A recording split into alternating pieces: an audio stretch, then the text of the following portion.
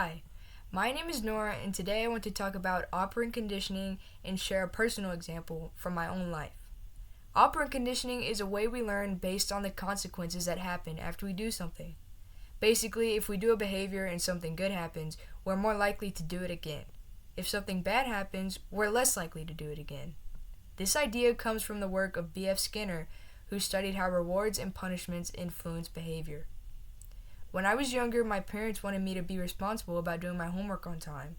They used operant conditioning without calling it that. They rewarded me when I did my homework and punished me when I didn't. For example, if I finished my homework without being reminded, they would praise me or let me have extra time to play video games or watch TV. This is called positive reinforcement. The word positive here doesn't mean good, it means adding something, in this case praise or extra privileges, to increase a behavior, which was finishing homework. On the other hand, if I didn't do my homework or kept putting it off, they would take away some privileges, like no video games or no TV for the evening. This is called negative punishment. It's called negative because something is being taken away, and punishment because the goal is to decrease the unwanted behavior, which was not doing homework.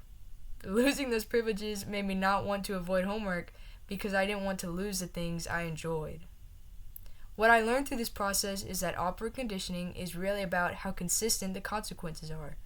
My parents were pretty consistent, so I learned quickly that finishing homework meant praise for extra free time, and not finishing it meant losing privileges.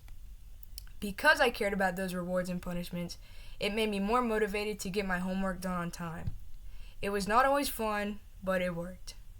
Looking back, operant conditioning helped me build good habits and a sense of responsibility.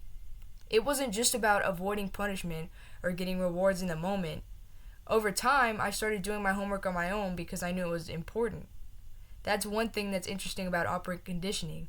The behaviors it encourages can become part of who you are, or habits you don't really have to think about anymore. Another important thing is that operant conditioning doesn't only work with obvious rewards or punishments. Sometimes the consequences are more subtle. For example, I also learned that if I was polite and helpful at home, my parents were more relaxed and treated me better. So that kind of positive social feedback reinforced good behavior too. Overall, operant conditioning is everywhere in daily life, even if we don't notice it. Parents, teachers, bosses, and even friends use it to encourage behaviors they want and discourage behaviors they don't want. Understanding this kind of learning helps me see why I do some things automatically and why some habits stick with me. To wrap up, operant conditioning means learning through consequences. Positive reinforcement is adding something pleasant to increase behavior, like praise or extra playtime for finishing homework. Negative punishment is taking away something pleasant to reduce behavior, like losing TV time or not finishing homework.